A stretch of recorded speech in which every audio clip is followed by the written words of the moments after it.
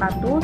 Perkenalkan, nama saya Adinda Rizka Sari, NPM 198520025. Saya akan menjelaskan tentang penyelenggaraan pelayanan publik. Pelayanan publik adalah suatu bentuk jasa pelayanan yang menjadi tanggung jawab instansi pemerintah untuk masyarakatnya.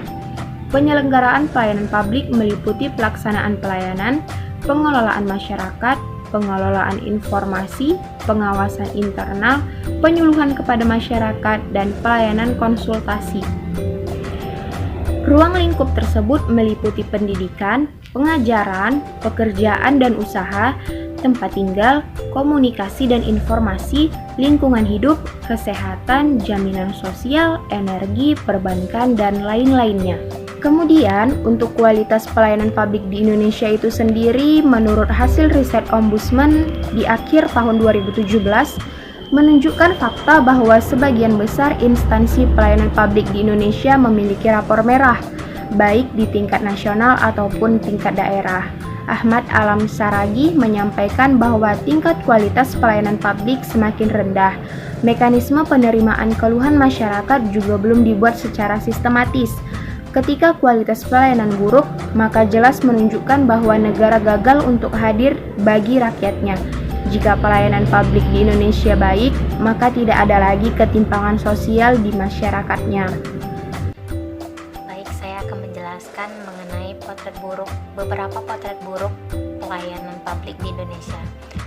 Masih banyak faktor-faktor yang membuat pelayanan publik di Indonesia sangat buruk. Salah satunya itu adalah banyak instansi yang tidak jelas prosedurnya bagaimana, sehingga banyak masyarakat yang mengeluh terhadap sebuah pelayanan yang diberikan oleh sebuah instansi tersebut. Yang kedua itu adalah waktu pelayanan umumnya tidak efisien, sehingga dapat merugikan masyarakat yang sedang membutuhkan bantuan pelayanan tersebut. Yang ketiga itu adalah keterampilan petugas dalam memberi pelayanan tergolong masih rendah dan tidak sesuai dengan pekerjaan untuk memberikan pelayanan yang baik. Yang keempat itu masih banyak petugas yang tidak ramah, attitude-nya tidak bagus, sehingga kita sebagai masyarakat pun tidak nyaman terhadap itu semua.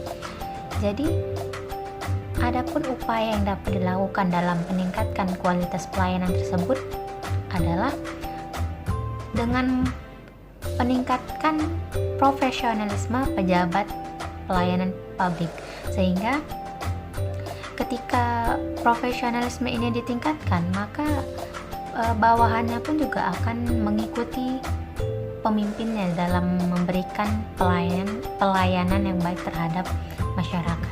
Yang kedua itu adalah meningkatkan partisipasi masyarakat dalam pelayanan publik. Yang ketiga itu adalah pemberian penghargaan dan sanksi kepada unit pelayanan masyarakat.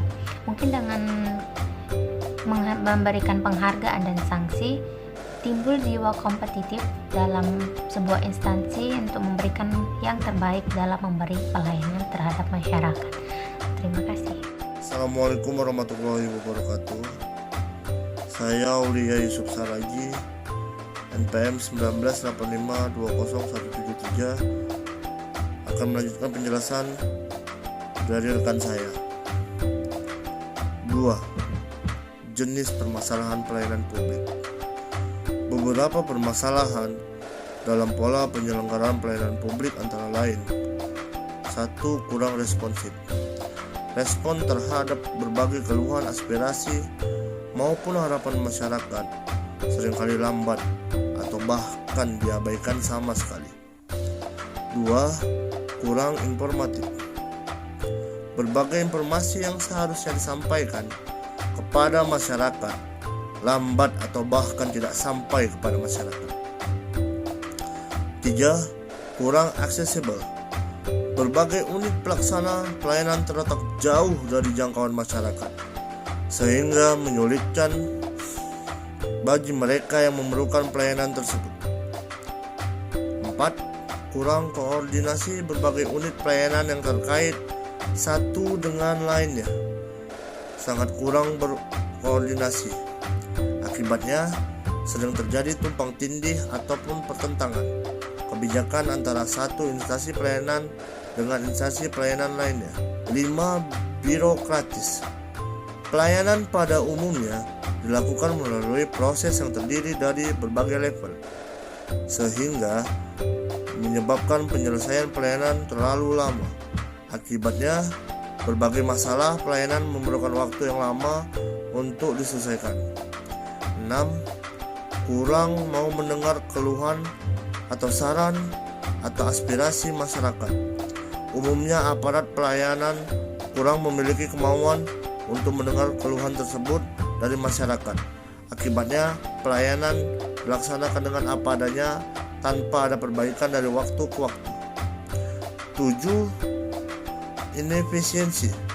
Berbagai persyaratan yang diperlukan seringkali tidak relevan dengan pelayanan yang diberikan.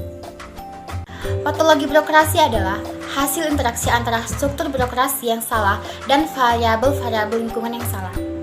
Patologi birokrasi muncul dikarenakan hubungan antara variabel pada struktur birokrasi yang berlebihan. Contohnya seperti rantai hierarki panjang, spesialis, formalisasi, dan kinerja birokrasi yang tidak linear. Birokrasi mengembangkan kebijakan birokrasi yang menyeluruh agar mampu menyentuh semua dimensi, baik itu sistem, struktur budaya, dan perilaku, dengan maksud agar pemerintah lebih transparan lagi dan bertanggung jawab. Perkenalkan, nama saya Siti Wulandari. Di sini saya akan menjelaskan macam-macam patologi birokrasi. Yang pertama ada paternalistik, yaitu atasan bagaikan seorang raja yang wajib dipatuhi, dihormati, diperlakukan spesial, dan pegawai bawahannya tidak ada satupun yang memiliki tekad untuk mengkritik apa saja yang dilakukan oleh atasannya. Yang kedua ada pembengkakan anggaran. Semakin besar anggaran yang dialokasikan untuk suatu kegiatan, maka semakin besar pula peluang untuk menaikkan anggaran tersebut. Tidak adanya kepastian antara biaya dan pendapatan dalam birokrasi publik, dan kecenderungan birokrasi dalam mengalokasikan anggaran atas dasar input. Yang ketiga ada prosedur yang berlebihan akan mengakibatkan pelayanan menjadi berbelit-belit dan kurang menguntungkan bagi masyarakat apabila dalam keadaan mendesak. Yang keempat ada pembengkakan birokrasi. Pembengkakan birokrasi ini dapat dilakukan dengan cara menambah jumlah struktur dalam birokrasi dengan alasan untuk meringankan beban kerja dan lain-lain. Yang kelima ada fragmentasi birokrasi. Banyaknya kementerian baru yang dibuat oleh pemerintah lebih sering tidak didasarkan pada suatu kebutuhan untuk merespon kepentingan masyarakat agar lebih terwadahi, tetapi lebih kepada motif tertentu.